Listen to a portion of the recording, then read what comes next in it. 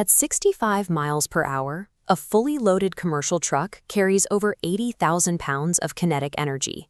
It is a massive, rolling projectile navigating alongside passenger cars on open public highways. Managing the risk of that energy falls to one specific agency, the Federal Motor Carrier Safety Administration. Established under federal law, the FMCSA has a singular, explicit statutory mandate to reduce crashes, injuries, and fatalities involving large trucks and buses. The logistics of this oversight are staggering. The agency monitors millions of commercial driver's license holders and hundreds of thousands of active interstate motor carriers operating across the country. The physics and scale of modern freight mean that a single mechanical failure or driver error can have disproportionate consequences. This reality informs the agency's primary directive, which requires the administration to maintain safety as its highest priority in every regulatory action. But that strict safety focus is a relatively recent development. In the 1920s and 30s, the rise of trucking allowed independent operators to offer point-to-point delivery. This created a chaotic overcapacity in the market, with operators slashing rates and threatening the established railroad monopolies. To stabilize the market, Congress passed the Motor Carrier Act of 1935. This placed the trucking and bus industries under the jurisdiction of the Interstate Commerce Commission. The ICC was built to regulate railroad economics. When they absorbed commercial trucking, their focus remained on controlling market entry, granting grandfathered route rights, and approving tariffs. Basic vehicle safety was treated as a secondary administrative duty. When the first federal truck safety rules were published in 1937, they established hours of service limits that permitted 10 hours of driving followed by 8 hours off-duty. This forced drivers onto an unnatural 18-hour cycle that disrupted human circadian rhythms. By embedding safety oversight inside a commission designed for price fixing and market protection, early federal policy established a precedent where driver well-being was often subordinated to economic stability. By the 1960s, the construction of the Interstate Highway System caused national traffic fatalities to surge. Spurred by public outcry and critiques from safety advocates like Ralph Nader, political pressure mounted for a unified federal approach to the crisis. In response, President Lyndon B. Johnson signed the Department of Transportation Act of 1966. This officially formed the DOT and stripped safety-related administrative powers away from the Interstate Commerce Commission. However, the new law executed a structural compromise. It transferred motor carrier safety enforcement entirely into the jurisdiction of the newly formed Federal Highway Administration. The FHWA was, at its core, a civil engineering organization. Its primary mission involved distributing billions of dollars to state governments to pave roads and repair bridges. It was a bureaucracy built for massive infrastructure construction, not a law enforcement agency. Housing a regulatory police force inside a highway building culture meant that truck safety continuously competed for budget and leadership focus against $20 billion infrastructure projects. This mismatch set the stage for a period of declining enforcement. By the late 1990s, the trucking industry controlled over 80% of domestic freight revenues, but safety metrics were deteriorating. Between 1992 and 1998, truck-related highway fatalities increased by 20%. A series of audits by the DOT Office of Inspector General exposed severe internal failures. The FHWA's Office of Motor Carriers had adopted a partnership with industry philosophy. They shifted their resources away from strict penalty enforcement and focused instead on educational outreach meetings. Consequently, average fines for serious safety violators plummeted from $3,700 to $1,600 by 1998. Furthermore, data systems were failing.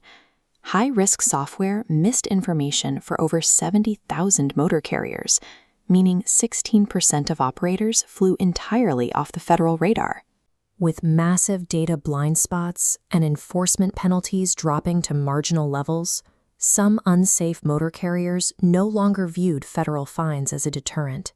The penalties simply became a marginal cost of doing business. Concurrent to these administrative failures, a massive criminal conspiracy was unspooling.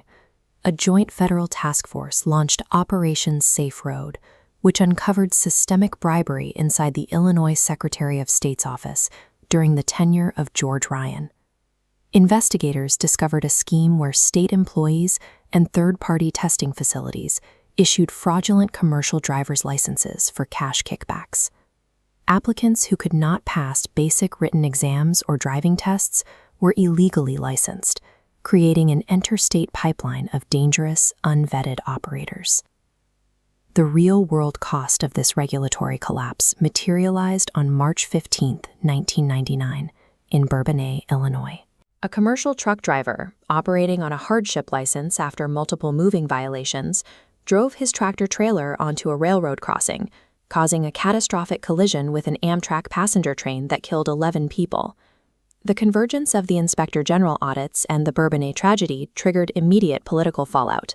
In October 1999, DOT Secretary Rodney Slater administratively stripped the FHWA of its delegated motor carrier authority to stop the bleeding. Congress quickly followed suit. Following explicitly critical committee hearings, President Bill Clinton signed the Motor Carrier Safety Improvement Act of 1999 into law. The combination of criminal indictments and a preventable loss of life finally provided the momentum for the U.S. government to formally decouple truck safety from highway engineering. Effective January 1, 2000, the Federal Motor Carrier Safety Administration was officially established as a standalone agency. For the first time, commercial vehicle enforcement operated under a congressional mandate where safety was the unambiguous operational priority. The modern FMCSA targeted the industry's most glaring vulnerabilities, beginning with the reliance on analog paper logbooks. These were historically derided as comic books because the manual ink entries were so easily forged by drivers attempting to bypass driving limits. In 2003, the agency executed the first major overhaul of the hours of service rules in over 6 decades. They introduced a strict 14-hour driving window and a mandatory 10-hour rest period, aligning legal shifts with human circadian rhythms. To ensure absolute compliance with these new time constraints, the FMCSA spearheaded the electronic logging device mandate. This regulation forced the industry to extract driving data directly from the vehicle's engine telematics, making the records unalterable. By replacing a subjective, paper-based honor system with hardwired engine-synced tracking technology, the agency addressed the systemist loophole that had historically enabled widespread driver fatigue. The agency also overhauled how it deployed its inspectors. They moved away from labor-intensive, reactive on-site compliance reviews and implemented continuous monitoring through the Compliance, Safety, Accountability Program. This is the Safety Measurement System algorithm. It aggregates real-time roadside inspection and state crash data, prioritizing motor carriers across 7 specific behavioral safety categories to trigger targeted interventions. To further tighten enforcement, the FMCSA deployed the National Drug and Alcohol Clearinghouse. This real-time database prevents commercial drivers from concealing positive substance tests or test refusals from prospective employers. Finally, the agency initiated the migration to the Modus platform, retiring disjointed legacy IT systems to secure motor carrier identity and operating authority behind stringent digital proofing. Through this multi-decade evolution, commercial vehicle oversight transformed. By replacing an infrastructure-centric bureaucracy with data-driven accountability, the FMCSA ensures that the assignment and maintenance of safety remains the preeminent priority on the nation's highways.